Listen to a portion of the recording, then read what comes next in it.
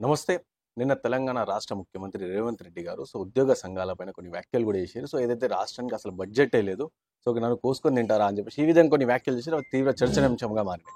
మాట్లాడదాం మనం దీనిపై మనతో పాటు మాట్లాడడానికి టీఎన్‌జీఓసీ ప్రెసిడెంట్ జగదీశ్వర్ గారు ఉన్నారు. మాట్లాడదాం. సార్ నమస్తే సార్. నమస్తే. చెప్పండి సార్, నిన్న అంటే రేవంత్ రెడ్డి గారు ఈ విధంగా చేసిన వ్యాఖ్యలు ఉద్యోగ సంఘాలకు సంబంధించి ఎట్లా చూడొచ్చు సార్? అది సరి అయినది కాదు.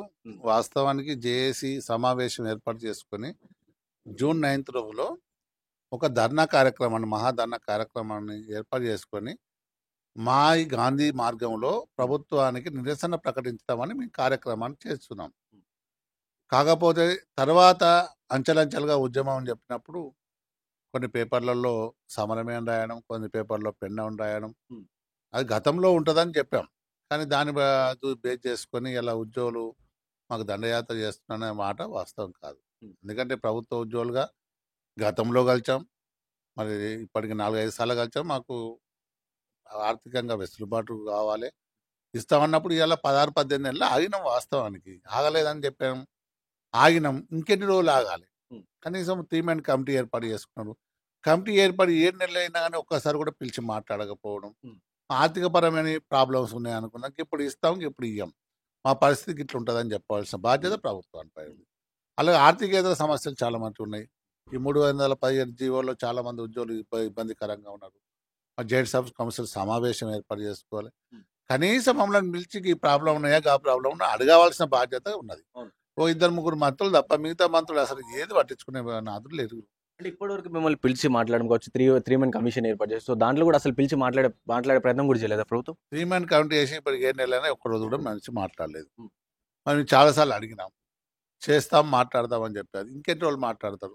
ఇలా మరి ప్రభుత్వం వచ్చి దాదాపు 15 నెలలు, 16 నెలలు, 15 నెలలు అవుతుంది. మరి ఇంకా ఎప్పుడు మాట్లాడతారు? ఇంకా ఎన్ని రోజులు ఓపిక పట్టాలి? ఇప్పటికీ 5 డిఏలు బాకీ ఉన్నాయి. దేశంలోనే ఎక్కడ లేదు. కేంద్ర ప్రభుత్వం ఎప్పటికప్పుడు డిఏలు ఇస్తుంది, మరి రాష్ట్ర ప్రభుత్వం ఇచ్చే బాధ్యత వీళ్ళకు ఉన్నది. మరి చాలా సమస్యలు. ఇలా పెన్షనర్స్ ఉన్నారు, వాళ్ళకు రిటైర్డ్ అయిన తర్వాత సంవత్సరంన్నర అయినా వాళ్ళ డబ్బులు రాకపోతే వాళ్ళు బతికే పరిస్థితే ఉండదు. రిటైర్డ్ అయిన తర్వాత అనారోగ్య పాలై ఉంటారు. బిడ్డలు పెళ్లిళ్ళు చేసేటి ఉంటాయి, ఇల్లు కట్టుకోవడానికో, వాళ్ళు తినకుండా తాగకుండా వాళ్ళు కూడబెట్టుకున్న డబ్బును కూడా మనం ఇవ్వకపోతే వాళ్ళు ఎలా చూస్తాం మనం? కనీసం మరి అడగపోతే ధర్నా కార్యక్రమం అంటే ఇలా అమ్మకు ఏం చెప్తాం? చంటి పిల్ల ఆకలి అయితే ఏం చేస్తుంది? ఏడుస్తుంది. ఏడిస్తే ఏమనుకుంటే అమ్మ కోపానికి వస్తుందా? అరే నా బిడ్డకు ఆకలి అవుతుంది కావచ్చు, పాలు ఇవ్వాలని అడుతుంది, పాలిచ్చి అది చేస్తుంది. ప్రభుత్వం కూడా అంతే కదా. ప్రభుత్వం నువ్వు పెద్దన్న పాత్రగా ఉన్నావు, మా పరిస్థితి ఏదో అడగవలసిన బాధ్యత. మరి డబ్బులు లేవంటే మరి ప్రభుత్వంలో పనిచేసినప్పుడైతే ఇలా మన ప్రభుత్వ ఉద్యోగులకి జీతభత్యాలు అయితే ఇవ్వాలి కదా. జీతాలు ఇస్తున్నారు వాస్తవే, ఫస్ట్ రోజు కష్టపడి ఇస్తున్నాం, మరి ఇచ్చేది మ్యాండేటరీ కదా. రాజ్యాంగం ఇచ్చిన హక్కు. మా జీతభత్యాలు ఇస్తున్నాం, ఇస్తలేం అన్నది కూడా అది కరెక్ట్ కాదు. ఇవన్నీ న్యాయమే డిమాండ్. మెయిన్గా ఉద్యోగ సంఘాలు ప్రతిపక్ష పార్టీలతో కలిసి కుమ్మక్కై ప్రభుత్వాన్ని అస్థిరపరిచే కుట్ర జరుగుతుంది అని చెప్పేసి ఈ విధంగా వ్యాఖ్యలు చేశారు. అంటే నిజంగానే మీరు ప్రతిపక్ష పార్టీలతో కుమ్మక్కై కావచ్చు, ఇవన్నీ వాంటెడ్లీ ఇవన్నీ చేస్తున్నారా? ఎవరు చెప్పారు అది? అంటే చెప్పడం కొందరని చెప్పిన మాట నేను ఖండిస్తున్నా. ఇప్పుడు జేఏసీలో అన్నటప్పుడు ఎందరియో వామపక్ష జాలాలు ఉంటారు, అన్ని జాలాలు ఉంటారు, మాట్లాడుతుంటారు. జేఏసీ అప్పుడు ఎప్పుడు చెప్పలే కదా. జేఏసీ నిర్ణయమే కరెక్ట్ ఉంటుంది. మరి ఏ ప్రభుత్వం అయినా మరి 18 నెలలు ఆగినా మరి 2 రోజులు ఎందుకు ఆగినాం? కొత్తగా వచ్చింది ప్రభుత్వం, మరి గతంలో అప్పులు చేసారు, ఇక అప్పులు బాగున్నాయని మనం ఆగినాం. మరి ఇంకా ఎన్ని రోజులు ఆగమంటారు చెప్పాలి. ఈ రోజు ఇస్తామంటే ఆ రోజు దాకా ఆగుతాం. కనీసం మాట్లాడద్దండి. మరి మీరు కూడా ప్రభుత్వం నుండి కూడా మరి మీరు కూడా ధర్నాలు కార్యక్రమాలు చేస్తుంటారు. మరి ధర్నా చేసేవే తప్పు, మాట్లాడేవే తప్పు అనేది కరెక్ట్ గా. అంటే ఇంకోటి ఈ విధంగా చూసుకుంటే ఇటు కంప్లీట్గా అంటే ప్రభుత్వం డబ్బులే లేవు అసలు మా దగ్గర, ఇంకా ఏం చేయాలి, ఏదైనా పథకం ఆపాలని మీరే చెప్పండి అని ఈ విధంగా అంటే ప్రజలకి అలాగే ఉద్యోగులకు మధ్యలో ఏమైనా ఇట్లా ఇబ్బంది పెట్టే వ్యాఖ్యలు కూడా చేసిరు అని చెప్పేసి కూడా బయట ప్రజలు కావచ్చు కొంతమంది చెప్తాను. దానిపైన పథకాలు ఆపమని మేమెందుకు చెప్తాం? ప్రజలకు ఇచ్చే పథకాలు ఇవ్వండి. ఎవరైతే వీకర్ సెక్షన్ ఎవరైనా న్యాయమైన అర్హులైన వాళ్ళకి ఇవ్వండి, ఇవ్వద్దని చెప్పాం. ఇచ్చినప్పుడు ఒక ఉద్యోగుల జీతాలే ఉన్నాయా? మీ జీతాలు ఉంటే అందరి జీతాలు ఉంటాయి. ఖర్చులు తగ్గించుకోవాల్సిన బాధ్యత అందరి మీద ఉంటుంది. యుద్ధం వస్తే అందరం తగ్గించుకోమా? మా జీతాలు కూడా తగ్గించుకుంటాం. కానీ ఎక్కడ మరి ఒక ఉద్యోగులే ఆపాలే? ఇప్పుడు పథకాలంటే మీరు అర్హులైనకే ఇవ్వమని చెప్పినాం, కానీ మీ పథకాలు ఆపమని ఎవరికి చెప్పలేం కదా.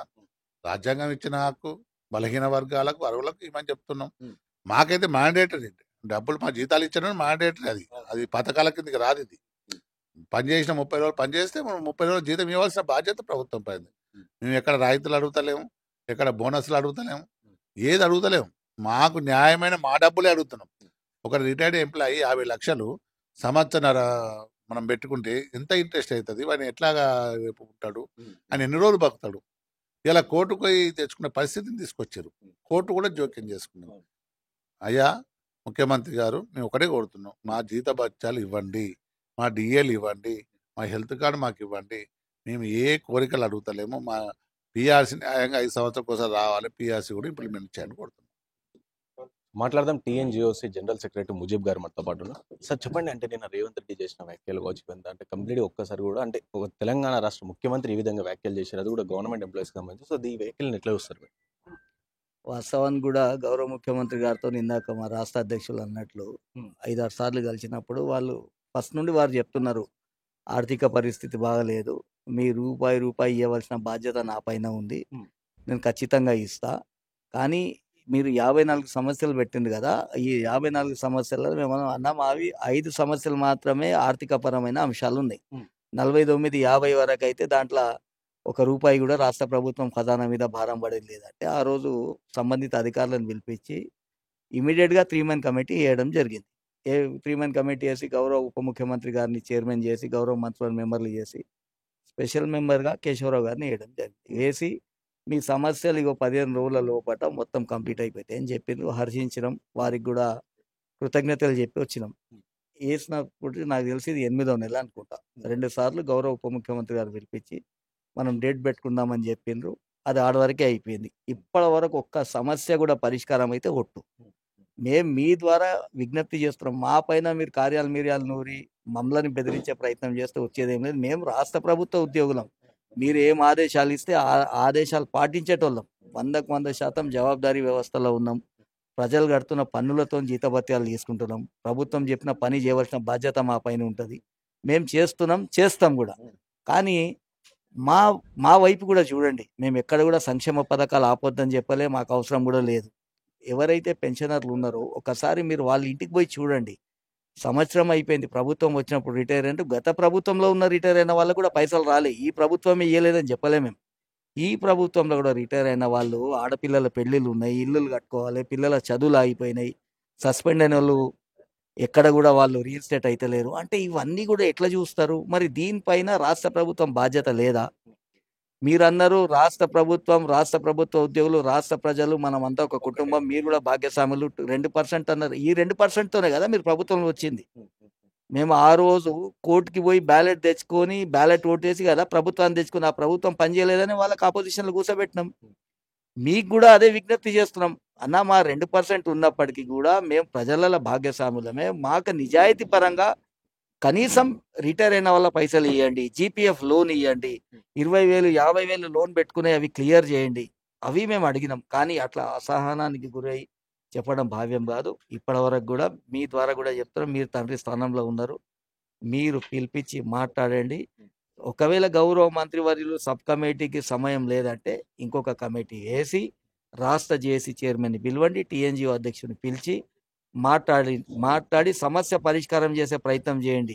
గౌరవ ప్రభుత్వంలో ఉన్న పెద్దలను కూడా నేర్పండి వాళ్ళను. రాష్ట్ర అధ్యక్షుడు వస్తే 2 గంటలు కూర్చోబెట్టుడు కాదు. రాష్ట్ర అధ్యక్షుడు జేఏసీ చైర్మన్ అంటే రాష్ట్ర జాయింట్ స్టాఫ్ కౌన్సిల్ మెంబర్ ఆయన వచ్చినప్పుడు, మేము పోయినప్పుడు 2 నిమిషాలు మాట్లాడిపోతే అయిపోతుంది. మేము పెళ్లికో దేనికో వస్తలేం కదా. మేము వచ్చింది ఉద్యోగుల సమస్య, డిపార్ట్మెంట్లో జరుగుతున్న సమస్య చెప్పనీకి వస్తున్నాం. ఆ సమస్య వినే ఓపిక కూడా అధికారులకు లేకుంటే గౌరవ ముఖ్యమంత్రి గారు అన్నారు ఏసీలో కూర్చుంటున్నారు. 100% ఏకభవిస్తున్నాం వారి మాటతోని. వారు వచ్చి రాష్ట్ర అధ్యక్షుడు వచ్చినప్పుడు పిలిపించి మాట్లాడవలసిన బాధ్యత ఉంటుంది.